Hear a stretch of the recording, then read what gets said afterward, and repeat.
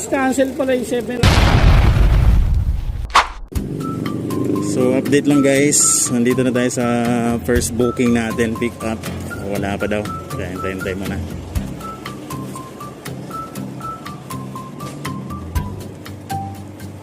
Ito mahirap sa ibang mga nagbo-book talaga, no, mga sir. Kasi nag-advance booking sila guys, pero wala pa yung item. So ang system nito, siyempre maghihintay ngayon si rider, diba?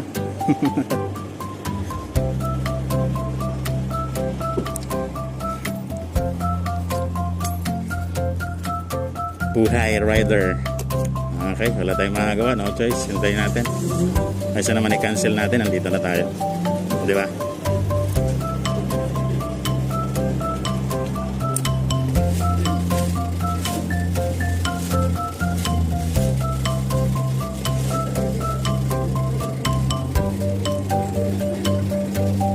Okay lang kasi dalawang booking. Akala ko parehas eh.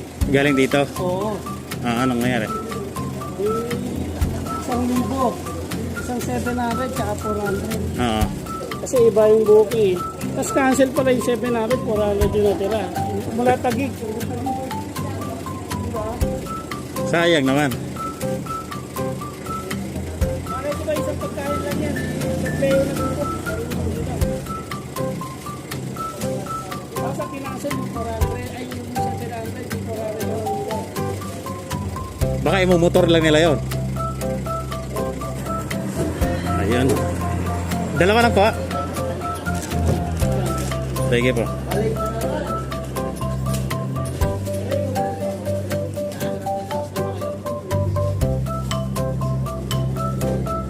Pangalan niyo, sir?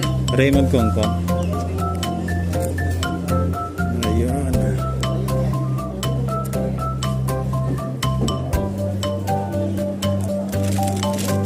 So ayun, finally. 270? Hindi ko lang sure kung aabot. Naka-camera ka talaga yan. Oo. Ano yung nag-daya naka-open yan? Kaka-open to.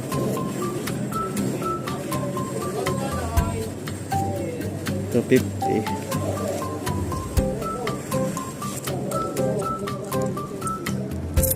Ayun, abot to 70.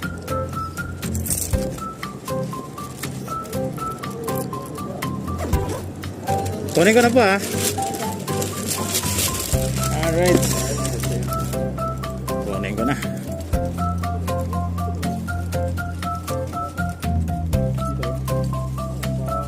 So ayun, nakuha na rin na